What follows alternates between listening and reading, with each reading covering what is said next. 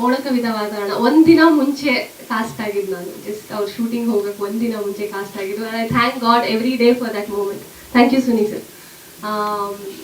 ಆ ಪಾತ್ರಕ್ಕೆ ಆ್ಯಂಡ್ ಅದಕ್ಕೆ ನ್ಯಾಯ ಸಲ್ಲಿಸಿದ್ದೀನಿ ಅಂತ ಅಂದ್ಕೊಂಡಿದ್ದೀನಿ. ಜೂನ್ 26 ಸಿನಿಮಾ ನಿಮ್ಮ ಮುಂದೆ ಬರ್ತಾ ಇದೆ. ಹಲವಾರು ಶೇಡ್ಸಲ್ಲಿ ನೋಡ್ಬೋದು ನಮ್ಮ 3 ಜನನೂ ನೀವು ಇದರಲ್ಲಿ. And as usual simple Suni sir movie ಅಂದರೆ ಒಂದು ಲವ್ ಸ್ಟೋರಿ. ಹಾಗೆ ಇದರಲ್ಲಿ ಎಸ್ಪೆಷಲಿ ಥ್ರಿಲ್ಲರ್, ಫಸ್ಟ್ ಟೈಮ್ ಅನಿಸುತ್ತೆ thriller. So love story and thriller ಅಂತಲೇ ಹೇಳ್ಬೋದು. ಬಟ್ ಡೆಫಿನೆಟ್ಲಿ ಬೇಸ್ ಬಂದು ಅವ್ರ ಮೂವೀಸಲ್ಲಿ ಯಾವಾಗಲೂ ಲವ್ ಒಂದು ಮೆಸೇಜ್ ಇದ್ದೇ ಇರುತ್ತೆ. ಆ್ಯಂಡ್ ರಮೇಶ್ ಸರ್ ಅವರಿಲ್ಲ ಅಂದರೆ ಸಿನಿಮಾ ಆಗ್ತಿರ್ಲಿಲ್ಲ. ಸೊ ಅವರಿಂದ ನಾವೆಲ್ಲ and thank you Ramesh sir. And I think ಎಲ್ಲ ಪ್ರೊಡ್ಯೂಸರ್ಸ್ಗೂ ಈ ಮೂಲಕ ಥ್ಯಾಂಕ್ಸ್ ಹೇಳೋಕ್ಕೆ ಇಷ್ಟಪಡ್ತೀನಿ ನಾನು. ಆ್ಯಂಡ್ ಸಂತೋಷ್ ಸರ್ ನಮ್ಮನ್ನೆಲ್ಲ ತುಂಬ ಮುದ್ದಾಗಿ ತೋರಿಸ್ತಿದ್ದಾರೆ. And I think one of the best ಕಾಣಿಸಿದ್ದೀನಿ ನಾನು ಈ ಮೂವಿಯಲ್ಲಿ ಅಂತ ಅನ್ಸುತ್ತೆ ನನಗೆ. ಎಲ್ಲರಿಗೂ ನಮಸ್ಕಾರ. ಹೊರಗಡೆ ಮೋಡಕ್ಕೆ ಕವಿದ್ರು ಎಲ್ಲರೂ ಬಂದಿದ್ದೀರಾ, so thank you so much. ಅದಕ್ಕೆ ಇದೇ ರೀತಿ ನಿಮ್ಮ ಸಪೋರ್ಟ್ ನಮ್ಮ ತಂಡದ ಮೇಲೆ ಇರಲಿ ಅಂತ ನಾನು ಕೇಳ್ಕೊತೀನಿ. Thank you sir. ನಿಮ್ಮ ಜೊತೆ ಇದ್ದು ಕಲ್ತಿದ್ದೀನಿ ಸ್ವಲ್ಪ. ಇವತ್ತು ಮೋಡ ಕವಿದ ವಾತಾವರಣದ ಹೀರೋ ಚೆರಿಷ್ AKA ಶೀಲಂ ಸ್ವಾಮಿ ಅವರ ದಿನ. ಇದು ಹೇಳೋದಕ್ಕಿಂತ ತುಂಬ ಖುಷಿ ಆಗ್ತಿದೆ. ಯಾಕಂದರೆ ಅವರು ಕೇವಲ ಹೀರೋ ಆಗಲ್ಲ, ಪ್ರತಿ ಲೈಕ್ ಫಿಲ್ಮ್ ಮೇಕಿಂಗಲ್ಲಿ ಯಾವ ಥರ ತೊಡಸ್ಕೊಬೋದು ಪ್ರತಿ ಫೀಲ್ಡಲ್ಲೂ ಅವ್ರು ಪಾಪ ಅಷ್ಟು ಇನ್ವಾಲ್ವ್ಮೆಂಟ್ ಹಾಕಿದ್ದಾರೆ. ಅದು ನಾನು ಅದ್ರ ಬಗ್ಗೆ ಎಷ್ಟು ಹೇಳಿದ್ರೂ ಕಡಿಮೆನೆ. ಎಡಿಟಿಂಗ್ ಆಗಲಿ ಅಥವಾ ರೆಕಾರ್ಡಿಂಗ್ ಆಗಲಿ ಪ್ರತಿಯೊಂದರಲ್ಲೂ ಅವ್ರಿಗೆ ಎಲ್ಲನೂ ಗೊತ್ತಿತ್ತು. ಎಲ್ರಿಗೂ ನಮಸ್ತೆ. ಮೋಡ ಕವಿದ ವಾತಾವರಣ ಈ ಟೀಮ್ ತುಂಬ ಹತ್ತಿರವಾದರು. ಯಾಕಂದರೆ ನಮ್ಮ ಮೊದಲನೇ ಸಿನಿಮಾ ನಿರ್ದೇಶಕರು ಅವರು. ನಾವು ಮೊದಲನೇ ಸಿನಿಮಾ ಸಕ್ಕತ್ ಮಾಡಿದಾಗ ಫಸ್ಟ್ ಡೈರೆಕ್ಟರ್ ನಮ್ಮ ಪ್ರೊಡಕ್ಷನ್ ಬಗ್ಗೆ. ಕ್ಯಾಮರಾಮೆನ್ ಆಗಲಿ ಶೀಲಂ ಅವರು ಎಲ್ಲರೂ ಫಸ್ಟ್ ಸಿನಿಮಾದಲ್ಲಿ ಟ್ರಾವೆಲ್ ಆಗಿದ್ವಿ. So all the best for the entire team sir. And especially Ramesh sir. ಈ ಮೋಕ್ಷ ಅವರು ಹೇಳಿದಾಗಲೇ ವೆರಿ ಕೂಲ್ ಟೀಮ್ ಅವರು. First of all Suni sir ಅಂದ್ರೇ ವೆರಿ ಕೂಲ್, ತುಂಬ ಈಸಿ ಅವ್ರ ಜೊತೆ ಕೆಲಸ ಮಾಡೋದು. ಸೊ ಇಲ್ಲಿ ನಿರ್ಮಾಪಕರು ಸಹ ವೆರಿ ಕೂಲ್, DOP ಸಹ ವೆರಿ ಕೂಲ್, ಹೀರೋ ಸಹ ಕೂಲ್. ಸೊ ಸಿನಿಮಾ ತುಂಬ ಸುಸೂತ್ರವಾಗಿ ನಡೆದಿರುತ್ತೆ. ಸೊ ಈ ತಿಂಗಳು 26ನೇ ತಾರೀಕು ತೆರೆಗೆ ಬರ್ತಾ ಇದೆ. ಸೊ ಎಲ್ಲ ಥಿಯೇಟ್ರಿಗೆ ಬಂದು ಈ ಸಿನಿಮಾನ ನೋಡಿ ಆಶೀರ್ವದಿಸಿ. Thank you. ನಮಸ್ಕಾರ. ಎಲ್ಲ ಆತ್ಮೀಯ ಪತ್ರಿಕಾ ಮಿತ್ರರಿಗೂ ನಮಸ್ಕಾರ. ಆಮೇಲೆ ಈ ಸಿನಿಮಾದ ಪ್ರೊಡ್ಯೂಸರ್ ಇನ್ನೂ ಇಬ್ಬರಿದ್ದಾರೆ, ಲೋಕೇಶ್ ಮತ್ತೆ ರಮೇಶ್ ಅವರು. ಬಂದರೆ ಖುಷಿ ಆಗುತ್ತೆ. ಬನ್ನಿ, ಪರವಾಗಿಲ್ಲ. ನಮ್ಮ ಲೋಕೇಶ್ ಅವ್ರಿಗೆ ಸ್ವಲ್ಪ ನಾಚಿಕೆ ಸ್ವಭಾವ ಜಾಸ್ತಿ ಇದೆ, ಮದುವೆ ಆಗೋಗಿದೆ ಸರ್. ಮೋಡ ಕವಿದ ವಾತಾವರಣ ನಾವು ಸಡನ್ ಆಗಿ ರಿಲೀಸ್ ಮಾಡ್ತಾ ಇದೀವಿ ಅಂತ ತುಂಬಾ ಜನಕ್ಕೆ ಅನಿಸಿದೆ. ಬಟ್ ಈ 8 ತಿಂಗಳ ಹಿಂದೆನೇ ಸಿನಿಮಾ ರಿಲೀಸಿಗೆ ರೆಡಿ ಇತ್ತು. ಬಟ್ ಒಂದೊಳ್ಳೆ ಸಿನಿಮಾನ ಒಳ್ಳೆ ಟೈಮಲ್ಲಿ ರಿಲೀಸ್ ಮಾಡಬೇಕು ಅಂತ ಪೋಸ್ಟ್ಪೋನ್ ಮಾಡ್ಕೊಂಡು ಬಂದು ಕೊನೆಗೆ ಈ ಡೇಟು ರಿಲೀಸ್ ಮಾಡಿದ್ವಿ. ಮೈಸೂರಿಗೆ ಬಂದ್ಬಿಟ್ಟು ಒಂದಷ್ಟು ಸಿನಿಮಾ ತುಣುಕುಗಳನ್ನ ಸುನಿ ಸರ್ ತೋರಿಸ್ತಾರೆ. ಆನೆಸ್ಟಾಗಿ ಹೇಳ್ತೀನಿ, ಬೇಜಾರು ಮಾಡ್ಕೊಳ್ದು ಸರ್. ಆ ಟೈಮಲ್ಲಿ ಯಾರು ನೋಡ್ತಾರೆ ಈ ಹೊಸಬರ್ದನ್ನ ಅಂದ್ಬಿಟ್ಟು ನೋಡೋಣ ಸರ್ ಅಂದ್ಬಿಟ್ಟು ಸುಮ್ಮನೆ ಆಗಿದ್ದೆ. ನಮ್ದು ಒಂದು ಸಲ ಪ್ರೇಮಕ್ತ ಡಬ್ಬಿಂಗ್ ಟೈಮಲ್ಲಿ ಸುನಿ ಸರ್ ನನಗೆ ಸಿನಿಮಾ ತೋರಿಸ್ತಾರೆ. ಅದನ್ನು ಮೋಡ ಕವಿದ ವಾತಾವರಣ ಅಫ್ಕೋರ್ಸ್ ನನ್ನ ಲೈಫಲ್ಲೂ ತುಂಬ ಸ್ಪೆಷಲ್ಲು. ಯಾಕಂದರೆ ದುಡ್ಡು ಆಗ್ತೀನಿ ಇವತ್ತು ಅಂದರೆ ಹೀರೋ ಕ್ಯಾರೆಕ್ಟರೈಸೇಷನ್ ರಿವೀಲು ಏನೋ ಫ್ಲೋ ಚಾರ್ಟ್ ಮಿಸ್ ಆಗಿ ಸಾಂಗ್ ಫಸ್ಟ್ ಪ್ಲೇ ಆಯಿತು. ಸೊ ನಿಮಗೆ ಅಲ್ಲೇ ಗೊತ್ತಾಗುತ್ತೆ ಹೀರೋ ಕ್ಯಾರೆಕ್ಟರ್ ಅಷ್ಟು ಬರ್ತಾ ಸಾಂಗಲ್ಲೇ ಇಲ್ಲ. ನಾನು ಯೂಶಲಿ ಹೇಳ್ಬೇಕಂದ್ರೆ ಸಿನಿಮಾಗಿಂತ ಟ್ರೇಲರ್ ಚೆನ್ನಾಗಿ ಕಟ್ ಮಾಡ್ತೀನಿ ಅಂತ ತುಂಬ ಜನ ಮಾತಾಡ್ತಾರೆ. ಬಟ್ ಈ ಸಿನಿಮಾ ಚಾಲೆಂಜಿಂಗ್ ಏನಂದ್ರೆ ನನಗೆ ಗೊತ್ತು ಈ ಸಿನಿಮಾದ್ದು ಟ್ರೇಲರ್ ನಾನು ತುಂಬ ಚೆನ್ನಾಗಿ ಕಟ್ ಮಾಡೋಕ್ಕಾಗಲ್ಲ ಅಂತ ನನಗೆ ಗೊತ್ತು. ಹೀರೋ ಕ್ಯಾರೆಕ್ಟರ್ ತುಂಬ ಚೆನ್ನಾಗಿ ಬಿಡೋಕ್ಕಾಗಲ್ಲ, ಕೋರ್ಸ್ ಹೀರೋಯಿನ್ ಕ್ಯಾರೆಕ್ಟರೈಸೇಷನ್ ಬಿಡೋಕ್ಕಾಗಲ್ಲ.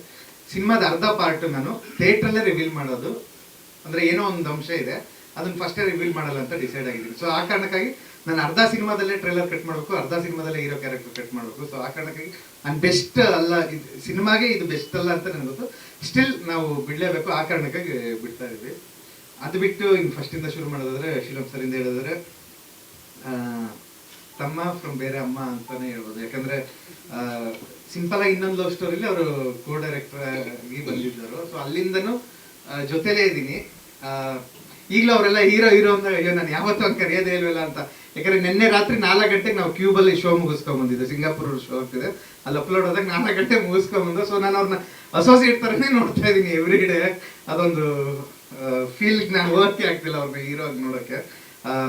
ಮತ್ತೆ ರಕ್ಷಿ ಶೆಟ್ಟಿ ಸರ್ ಬಿಟ್ಟ ಮೇಲೆ ನಾನು ಶೀಲಮ್ನೇ ಈ ಪ್ರಾಜೆಕ್ಟ್ ಹೀರೋ ಆಗ್ತೀರಂತ ಹೊಸಬ್ರನ್ನ ಕೇಳಿದ್ದು. ಅಂದರೆ of course Rishi sir, Dhanveer, Dushyanth, Viraj, Rakshit Shetty sir ಬಿಟ್ಟ ಮೇಲೆ ನಾನು ಶೀಲಮ್ನೇ ಈ ಪ್ರಾಜೆಕ್ಟ್ ಹೀರೋ ಆಗ್ತೀರಂತ ಹೊಸಬ್ರನ್ನ ಕೇಳಿದ್ದು. ಅಂದರೆ ಅಫ್ಕೋರ್ಸ್ ರಿಷಿ ಸರ್, ಧನ್ವೀರ್, ದುಷ್ಯಂತ್, ವಿರಾಜ್, ಪ್ರವೀಣ್ ತೇಜ್, ಇನ್ನು ಯಾರಿದ್ದಾರೆ, ಅನಿಶ್ ಶೆಟ್ಟಿ, ಇವರೆಲ್ಲರೂ ಲೈಫಲ್ಲಿ ಬಂದಿದ್ದು ನನ್ನ ಪುಣ್ಯ.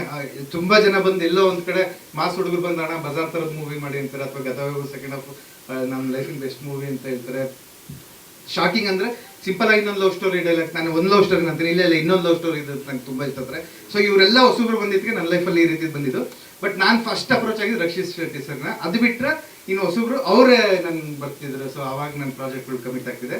ಬಟ್ ಅದು ಬಿಟ್ಟು ಇನ್ನೊಂದು ಶೀಲಮ್ ಸರ್ನ, ಸರ್ ಈ ಪ್ರಾಜೆಕ್ಟ್ ನೀವು ಮಾಡಿ ಅಂತ ಹೇಳಿದ್ದು, ನಾನು ಶೀಲಮ್ಗೆ ಈ ಪ್ರಾಜೆಕ್ಟ್ ಇದು ಮಾಡಿದ್ದು. ಇದನ್ನ ಯಾರು ಪ್ಲೇ ಮಾಡಕ್ ಹೋಗ್ಬಿಡಿ, ಕನ್ನಡ ಇಂಡಸ್ಟ್ರಿಯಲ್ಲಿ ರಿಟರ್ನ್ ಅಂತ ಆಗ್ತಿರೋದು ಆಡಿಯೋ ರೈಟ್ಸ್ ಒಂದೇ, ನೀವು ಅದಕ್ಕೆ ಕಣ್ಣಾಕಿದ್ರು ಇಲ್ಲ, ಆ ರೀತಿ ಏನಿಲ್ಲ. Project depend sir. ಇಲ್ಲಿ ಇಬ್ರು ಮುದ್ದಾದ ಹುಡುಗಿರು ಒಂದು ಹುಡುಗ ಇದ್ದಾಗ ಸಾಂಗ್ಸ್ ಇಲ್ಲದ ಸಿನಿಮಾ ಹೆಂಗ್ ಮುಗಿಸ್ಲಿ ನಾನು. ಇದೆ ನನ್ನ ಹತ್ರ ಸಬ್ಜೆಕ್ಟ್ ಇದೆ, ಸಾಂಗ್ ಇಲ್ಲದೆ. ಬಟ್ ಮಾಡಿರೋವೆಲ್ಲ ಸಾಂಗ್ಸ್ ಇರೋದೆ. ಮತ್ತೆ ಮೇ ಬಿ ನಮ್ಮ ಒಳಗಡೆ ಒಂದು ಮ್ಯೂಸಿಕ್ ಇದ್ದೇ ಇರುತ್ತೆ. ಈಗ ನೀವು ಜೋಗಿ ಪ್ರೇಮ್ ಸರ್ನ ಎಕ್ಸ್ಪೆಕ್ಟ್ ಮಾಡ್ಬೋದು ಸಾಂಗ್ ಇರುತ್ತೆ. ಸೊ ಆ ರೀತಿ ಇರ್ಬೋದು. ಅಂದ್ರೆ ನಾನು ಅವ್ರಿಗೆ ಕಂಪ್ಯಾರಿಸನ್ ಮಾಡ್ಕೋತಿಲ್ಲ. ಅಫ್ಕೋರ್ಸ್ ಮುಂದೆ ಸಬ್ಜೆಕ್ಟ್ ಹಂಗೆ ಹೊಳ್ದಾಗ ಉಳಿಯುತ್ತೆ. ಬಟ್ ಇದಕ್ಕೆ ಇದೊಂದು ಸಾಂಗ್ ಬಿಟ್ಟಿನೆಲ್ಲ ಸಿನಿಮಾ ಕತೆ ಜೊತೆನೆ ಸಾಂಗ್ ಹೋಗುತ್ತೆ. ಅದೇ ಆ ರೀತಿ ಒಂದು ಸ್ಟ್ರಾಂಗ್ ಇದ್ದಾಗ ಎಲ್ಲ ಒಂದ್ ಕಡೆ ರೀರೆಕಾರ್ಡಿಂಗ್ ನಡೀತು. ನೋಡಿ ಜುಡ ಎಷ್ಟು ಬಿಸಿ ಇದ್ದಾನೆ ಅಂದ್ರೆ ಮೂವಿಗೂ DTSಗೂ ಬಿಡಿ, ಇವತ್ತು ಪ್ರೆಸ್ ಮೀಟ್ಗೂ ಸಿಕ್ಕಿಲ್ಲ ನನಗೆ. ಸೊ ಆ ರೀತಿಯವ್ರು ಇದ್ದಾಗ ಒಂದೊಂದು ಪೋರ್ಷನ್ ಅಲ್ಲಿ ನಾನು ಬೇಕಾದ್ರೆ ಜಂಪ್ ಆದಾಗ, ಈ ಮೂವಿನ ಶೀಲಮ್ಗೆ ತುಂಬಾ ಸಲ ಹೇಳಿದ್ದೀನಿ ಡಬ್ಬಿಂಗ್ ಬೇರೆ ಆರ್ಟಿಸ್ಟ್, ಅಂದ್ರೆ ಹೀರೋ ಅಂತ ಇದ್ರು ಬೇರೆ ಆರ್ಟಿಸ್ಟ್ ಡಬ್ಬಿಂಗ್ ನೋಡ್ಕೋಬೇಕಾದ್ರೆ ಶೀಲಮ್ಮೆ ಹೋಗಿ ನೋಡ್ಕೊಂಡಿದ್ದಾರೆ. ಸೊ ಆ ರೀತಿ ಒಂದು ಭುಜಬಲ ಇದ್ದಾಗ ನಾನು ಮೂವ್ ಆನ್ ಆಗಿರ್ತೀನಿ. ಈಗಾಗಲೇ ನೀವು ಒಂದು ಹೀರೋ ಟೀಸರ್ ಮತ್ತೆ ಸಾಂಗ್ ನೋಡಿದ್ದೀರಾ. ಬಟ್ ನೀವು ಏನು ನೋಡಿದಿರಲ್ಲ, ಈಗ ಒಟ್ಟು ಸಿನಿಮಾದಲ್ಲಿ ಅಂದರೆ ಈ ಸಿನಿಮಾದ ಎಲ್ಲ ವಿಜುವಲ್ಸ್ ಇದೇ ಥರ ಇರುತ್ತೆ. ಯಾಕಂದರೆ ಇದನ್ನು ನಾವು ಬೆಸ್ಟ್ ಶಾರ್ಟ್ಸ್ ಅಂತ ಏನು ಹಾಕಿರೋದಲ್ಲ. ಯಾಕಂದರೆ ಸಿನಿಮಾ ಆ ಥರದ ಸಿನಿಮಾದ ಸ್ಕ್ರಿಪ್ಟ್ ಆ ಥರ ವಿಜುವಲ್ಸ್ನ ಎಕ್ಸ್ಪೆಕ್ಟ್ ಮಾಡಿತ್ತು. ಯಾಕಂದರೆ ಮೋಡ ಕವಿದ ವಾತಾವರಣ ಅಂದರೆ ಒಟ್ಟು ಸಿನಿಮಾದ ಒಂದು 70% ವಿಜುವಲ್ಸ್ ಅದೇ ಥರ ಇದೆ. ಅಂದರೆ ಆಲ್ಮೋಸ್ಟ್ ಮಳೆ ಟೈಮಲ್ಲೇ ಶೂಟ್ ಮಾಡಿದ್ದು. ಸನ್ಲೈಟ್ ತುಂಬ ಕಮ್ಮಿ, ಅಂದರೆ ನನಗೆ ಗೊತ್ತಿದ್ದಂಗೆ ಸನ್ಲೈಟ್ ಇಟ್ಕೊಂಡು ಶೂಟ್ ಮಾಡಿದ್ದೇ ಇಲ್ಲ ಅನಿಸುತ್ತೆ ಸಿನಿಮಾದಲ್ಲಿ. ಹಾಗಾಗಿ ಅಂದರೆ ನಿಮಗೆ ಇಲ್ಲಿ ನೋಡೋಕ್ಕೆ ತುಂಬ ಖುಷಿ ಅನಿಸುತ್ತೆ. ಯಾಕಂದರೆ ಈ ಮಳೆಯಲ್ಲಿ ಶೂಟ್ ಮಾಡೋದಿದೆಯಲ್ಲ, ಅದು ತುಂಬ ಕಷ್ಟದ ಕೆಲಸ. ಯಾಕಂದರೆ ಅದು ಫೋನ್ ಇಟ್ಕೊಂಡು ಶೂಟ್ ಮಾಡೋದಂಗೆ ಆಗಲ್ಲ. ಯಾಕಂದರೆ ಇಷ್ಟು ಜನ ಆರ್ಟಿಸ್ಟ್ಗಳು, ಎಕ್ವಿಪ್ಮೆಂಟ್ಗಳು, ಮತ್ತು ರಿಯಲ್ ಮಳೆನ ಯಾವತ್ತೂ ಕ್ಯಾಮ್ರದಲ್ಲಿ ಅಷ್ಟು ಈಸಿ ಇಲ್ಲ ಕ್ಯಾಪ್ಚರ್ ಮಾಡೋದು. ಬಟ್ ಅದೊಂದಷ್ಟು ಆ ಥರದ ಪ್ರಯತ್ನಗಳನ್ನ ಮಾಡಿದ್ದೀವಿ. ಬಟ್ ಅದಕ್ಕೆ ಅಂದರೆ ಸ್ವಲ್ಪ ಸಿನಿಮಾ ನೋಡಿದಾಗ ಒಂದಷ್ಟು ಫ್ರೆಶ್ನೆಸ್ ನಿಮಗೆ ಅನಿಸುತ್ತೆ, ವಿಜುವಲಿ ಇರ್ಬೋದು ಮತ್ತು ಆರ್ಟಿಸ್ಟ್ಗಳಿರ್ಬೋದು. ಯಾಕಂದರೆ ನಮ್ಮ ಶೀಲಮ್ ಬಗ್ಗೆ ಒಂದು ಸ್ವಲ್ಪ ಹೇಳಬೇಕು. ಯಾಕಂದರೆ ಶೀಲಮ್ ನನ್ನ ಜೊತೆ ಮೋಸ್ಟ್ಲಿ ಚಮಕ್ ಟೈಮಿಂದ ಟ್ರಾವೆಲ್ ಮಾಡಿದೆ ಅನ್ಸುತ್ತೆ.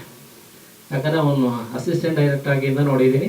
ನಾನು ನಿನ್ನೆ DA ಸ್ಟುಡಿಯೋ ಹೋಗಿದ್ದಾಗ ಅಲ್ಲಿ ಸಿಸ್ಟಮ್ ಇಟ್ಕೊಂಡು ಯಾವುದು ಎಡಿಟ್ ಮಾಡ್ಕೊಂಡು ಪಾಪ ಕೂತಿದ್ದ. ಅಂದರೆ ಸುನಿ ಹೇಳ್ದಂಗೆ ನನಗಿನ್ನೂ ಅವನು ಡೈರೆಕ್ಷನ್ ಡಿಪಾರ್ಟ್ಮೆಂಟಲ್ಲಿ ಅನಿಸುತ್ತೆ. ಸಡನ್ ಈ ಥರ ಟೀಸರ್ ನೋಡೋದು ನಮ್ಮ ಶೀಲಮ್ ಹೀರೋ ಅಲ್ವಾ ಅಂತ ಅನಿಸ್ಬಿಡತ್ತೆ.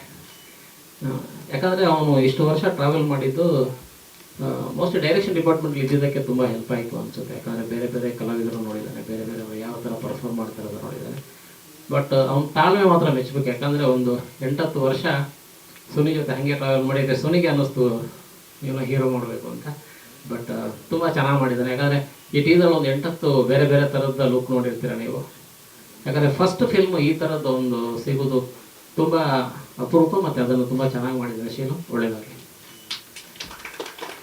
ಹಾಗೆ ಇಬ್ಬರು ಹೀರೋಯಿನ್ಗಳ ಬಗ್ಗೆ. ಯಾಕಂದರೆ ಒಟ್ಟು ಸಿನಿಮಾದಂದರೆ 3 ಕ್ಯಾರೆಕ್ಟರ್ಗಳು ಜಾಸ್ತಿ ಪ್ಲೇ ಆಗೋದು. ಒಂದು 70-80% ಈ 3 ಜನ ಪ್ಲೇ ಮಾಡ್ತಾರೆ.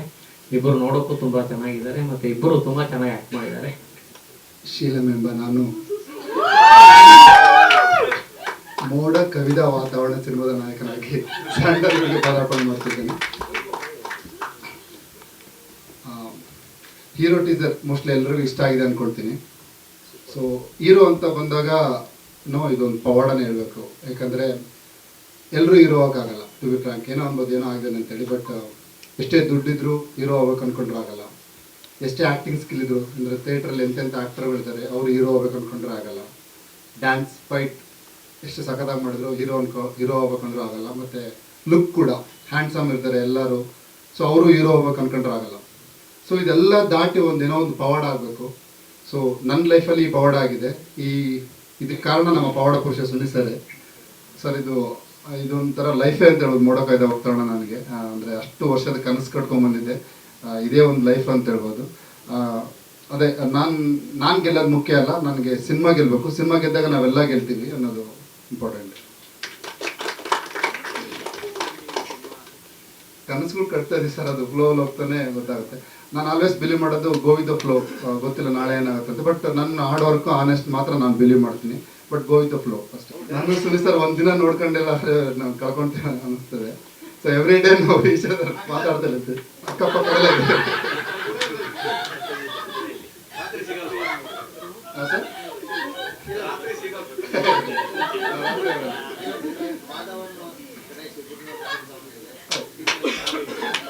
ಯಾರು ನೀವು ನೋಡ್ಬೇಕು ಸರ್. ಅಂದರೆ ನಾನು ಪ್ರತಿ ಸೀನ್ಗೂ ವರ್ಕ್ ಮಾಡ್ಕೊಂಡ್ಬಂದಿನಿ, ಯಾವ ಥರ ಕ್ಯಾರೆಕ್ಟರೇಷನ್. ಅಂದರೆ ನನ್ನ ಚಿಕ್ಕ ಹುಡುಗಂದ ಹೇಳ್ಬಿಟ್ಟು ತುಂಬ ದೊಡ್ಡನಾಗೋವರೆಗೂ ಎಲ್ಲ ಕ್ಯಾರೆಕ್ಟರ್ಗಳಿದ್ದಾವೆ. ಮೋರ್ ಸ್ಪೆಷಲ್ ಈ ಮೂವಿಲಿ ಏನಂದರೆ ಇದೊಂಥರ ನನಗೆ ಒಂದು ಪೋರ್ಟ್ಫೋಲಿಯೋ ಥರ. ಒಂದು 10 ಮೂವೀಸ್ ಮಾಡಿ ಆ್ಯಕ್ಟರ್ ಒಂದು ಪೋರ್ಟ್ಫೋಲಿಯೋ ಇಟ್ಕೊತಾರಲ್ಲ, ಆ ರೀತಿ ಇದೊಂದೇ ಸಿನಿಮಾ ನನಗೆ ಒಂದು ಪೋರ್ಟ್ಫೋಲಿಯೋ ಥರ. ಎಲ್ಲ ಕ್ಯಾರೆಕ್ಟರ್ಗಳಿದೆ, ಡಿಫ್ರೆಂಟ್ ಶೇಡ್ಸ್ ಇದೆ ಇದರಲ್ಲಿ. ಎಲ್ರಿಗೂ ಥ್ಯಾಂಕ್ ಯು ಸೋ ಮಚ್. ದಯವಿಟ್ಟು ಸಿನಿಮಾ ನೋಡಿ, ಹಾರ್ಟ್ಲಿಯಾಗಿ ರಿವ್ಯೂಸ್ ಎಲ್ಲ ಕೊಡಿ. ನೀವು ಹಾರ್ಟ್ಲಿಯಾಗಿ ರಿವ್ಯೂಸ್ ಕೊಟ್ಟಾಗ ನಮ್ಮ ಸಿನಿಮಾ ಗೆಲ್ಲುತ್ತೆ. ಅಥವಾ ಸಿನಿಮಾ ನೋಡಿದಾಗ ನಿಮ್ಗೆ ಅವರೇಜ್ ಅನಿಸಿದರೆ ಪ್ರೊಡ್ಯೂಸರ್ಸ್ಗೆ ಒಂದ್ಸಲ ಕಾಲ್ ಮಾಡಿ, ಅವಾಗ ಹಾರ್ಟ್ಲಿಯಾಗಿ ರಿವ್ಯೂಸ್ ಬರುತ್ತೆ, ಸಿನಿಮಾ ಗೆಲ್ಲುತ್ತೆ. Thank you so much.